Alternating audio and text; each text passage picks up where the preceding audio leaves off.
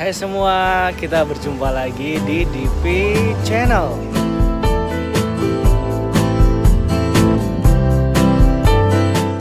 Saya lagi jalan-jalan di Turki dan dari Bandara Sabiha Gökçen sekarang kita akan menuju ke Istanbul menggunakan Hava Bus. Sekarang saya sudah berada di dalam bus, mungkin bus ini seperti Damri kalau di Indonesia.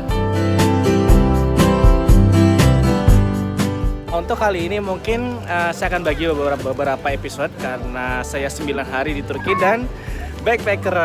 Jadi supaya tidak ketinggalan episode berikutnya, jangan lupa untuk subscribe channel ini supaya tidak ketinggalan.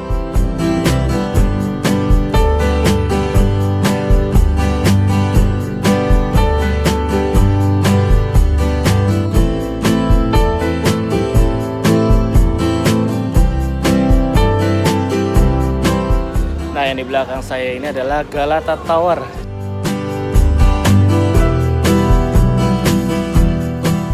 Nah, sekarang saya mau beli tiket di belakang di vending machine. Abis itu kita naik tram di sana. Sekarang kita lagi di stasiun Karakoy dan kita akan menuju ke Sultan Ahmet yang ada di belakang saya.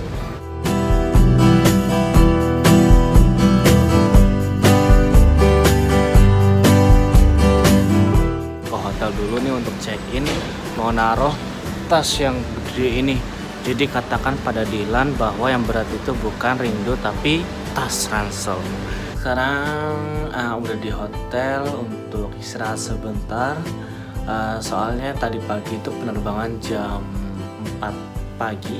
Tidur di pesawat 4 jam, enggak sih, paling sekitar 2 jam, jadi masih kurang. Jadi saya putuskan untuk ke hotel dulu untuk istirahat ya sejam 2 jam. Setelah itu nanti baru lanjut city tour lagi di Sultan Ahmet area. Saya juga baru pertama kali ke Turki, jadi untuk di video mungkin penjelasannya nggak begitu banyak. Jadi saya juga ingin menikmati juga di sana ya. Nanti kalau kebanyakan video terus saya nggak bisa menikmati. Jadi setidaknya kalau mau lengkapnya Sobat DP semua harus coba ke Turki. Pokoknya menarik sekali Turki ini. Sudah istirahat kurang lebih sekitar 2 jam, akhirnya seger kembali.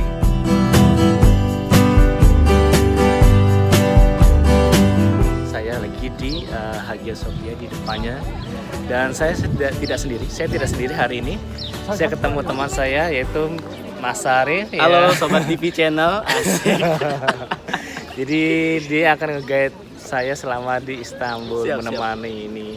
Dan besok baru berpisah karena saya akan ke bursa. Oke Mas Arif, kita mau diajak kemana nih? Oke siap. Jadi samping kita udah ada Hagia Sophia ya.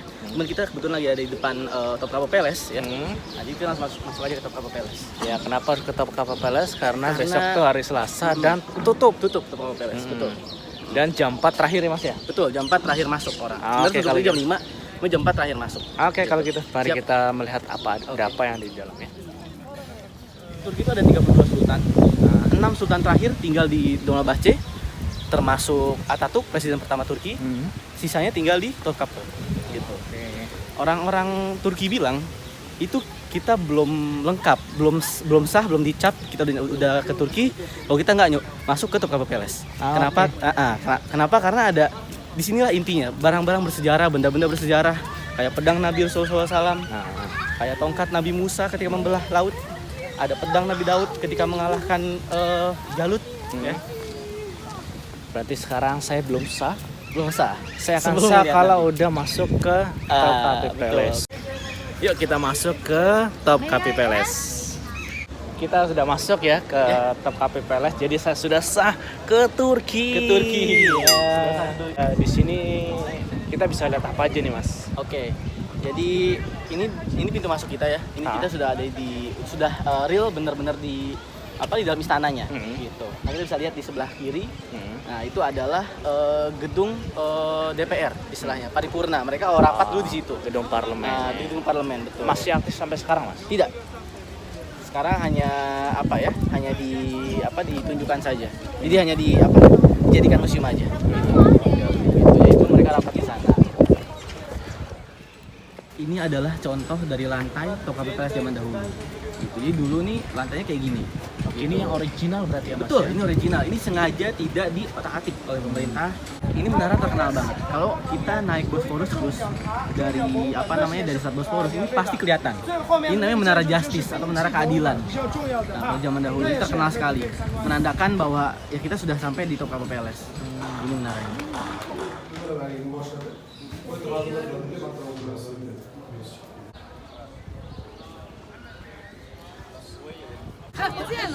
Ya, Jadi kita sudah masuk ya ke tempat yang benar-benar bersejarah. Cuman sayangnya nggak boleh foto ya Mas Danang.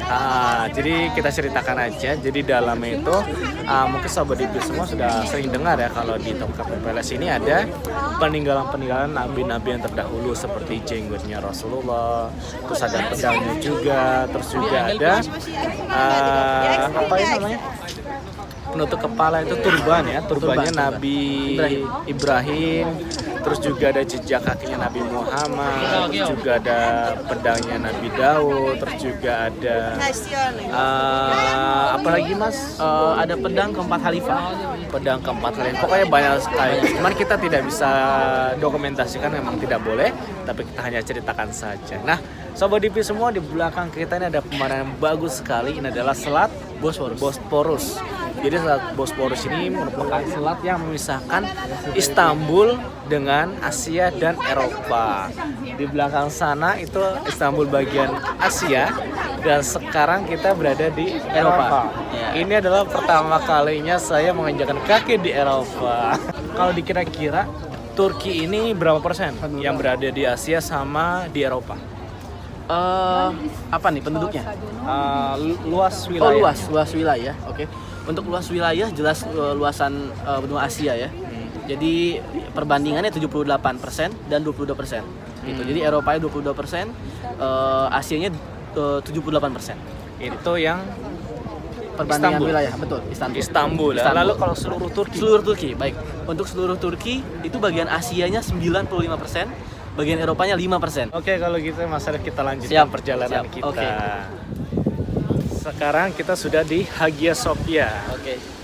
Jadi ada informasi apa nih Mas Ya, Arif ya? sekedar general information aja ya buat sobat TV channel. Di Hagia Sophia ini pada zaman dahulunya ketika zaman ketika pada zaman Bizantium ini adalah gereja. Gereja terbesar se-Eropa. Gitu. Gereja terbesar se-Eropa. Lalu ketika Sultan Muhammad Al-Fatih menaklukkan Istanbul, menaklukkan Konstantinopel, nah gereja ini diubah menjadi masjid ya. Itu pada tahun 1453. Lalu ketika pada tahun 1923 ketika Atatürk ketika Turki berubah menjadi negara republik dan memutuskan untuk memilih presiden, Hagia Sophia berubah menjadi museum. Dan bisa kita lihat ya Mas Danang, ini ada 9 pintu totalnya. 9 pintu dengan satu pintu utama yang besar. Nah, ini satu pintu utama ini pintu raja. Nah, gitu. Jadi dulu ketika raja masuk ke dalam Hagia Sophia, raja pakai pintu ini. Gitu, dan tidak sekedar pintu, bisa dilihat di atasnya. Itu ada gambar. Itu gambar yang lagi tunduk itu adalah Raja Konstantinopel. Gitu, yang lagi tunduk, dan yang lagi duduk itu Yesus ibaratnya, Isa. Gitu, itu Isa ibarat.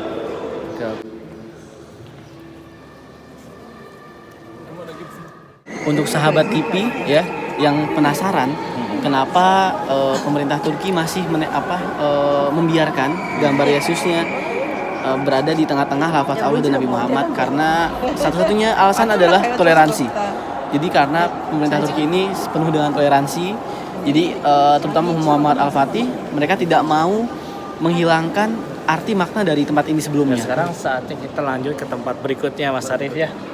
Lalu bagaimana keseruannya? Tetap jangan kemana-mana.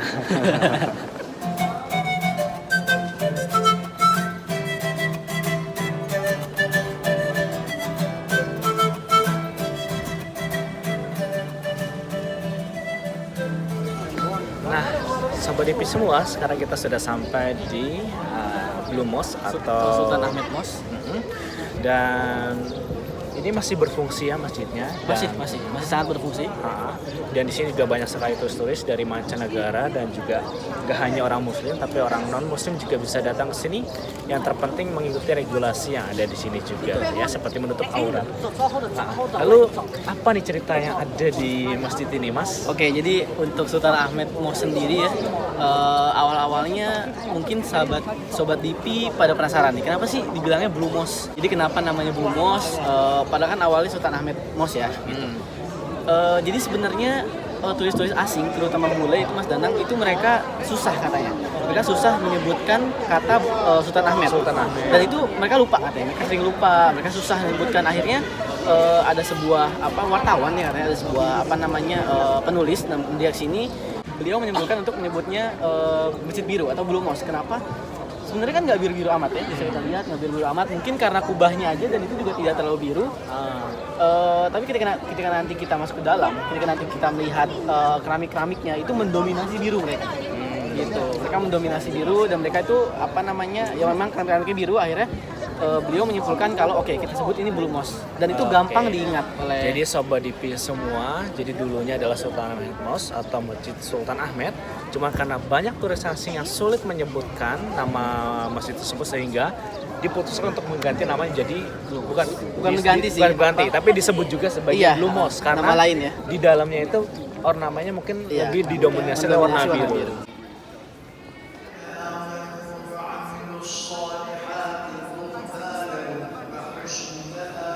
Ada sebuah cerita unik nih ya, tentang Sultan Ahmed Mosque atau Masjid Sultan Ahmed atau Blue Mosque. Jadi ketika Sultan Ahmed membangun masjid ini ya, beliau berkata atau beliau menyampaikan keinginannya kepada sang arsitek.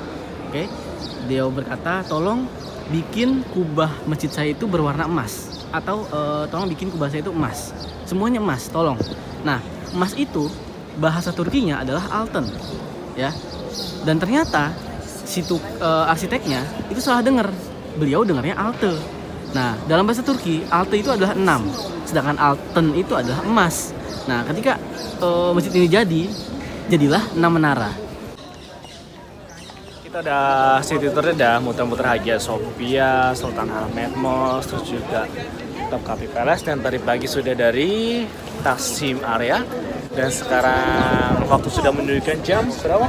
Jam setengah 7. Jadi untuk buka puasanya masih 2 jam lagi ya, masih 2 jam lagi. Jadi ada yang spesial di Istanbul ya. Istanbul. Untuk di Istanbul ini namanya roti simit ya. Roti simit itu dia bentuknya bulat, terus juga jadi dia kayak donat, cuman nggak ada gula-gula putihnya gitu. Ya pokoknya harus kita coba, beli sekarang aja. Dan setelah beli nanti kita makan ketika buka puasa. Nanti buka puasa kita mau coba menu Indonesia. Jadi kalau di Turki, orang-orang Turki itu makan simit tuh dia langsung makan aja. Kalau kita tapi nggak bisa. Kita terutama orang Asia itu pasti pakai coklat, pakai Nutella. Nah kita pesan. Jadi harus disesuaikan dengan lidah kita. Kalau kamu pakainya Nutella, pakai Milo atau pakai Ovomaltine? Es kepal Milo. Es kepal Milo ya.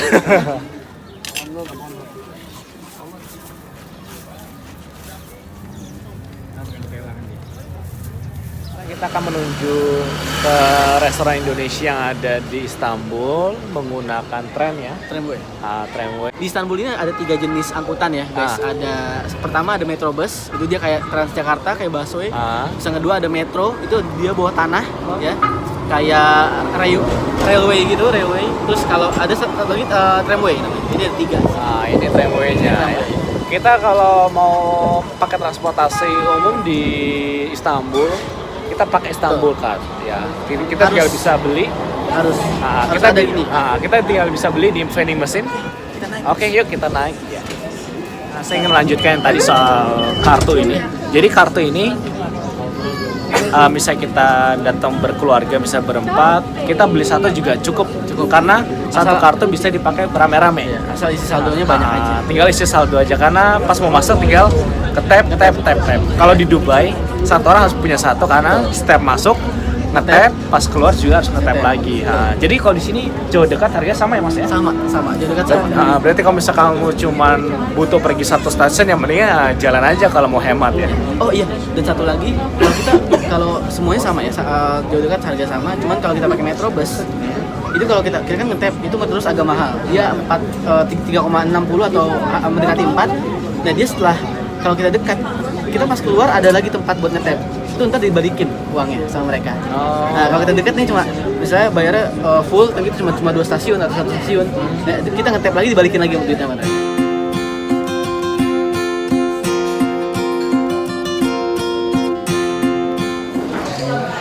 Oke Sobat Diki semua, jadi malam ini kita akan makan malam di Warung Nusantara. Dan di sini ada cilok.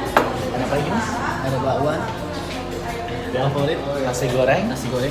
dan nggak lupa buat kalau buka puasa tuh paling enak es buah. Jadi di channel episode Istanbul hari ini selesai. Kita berjumpa lagi di esok hari.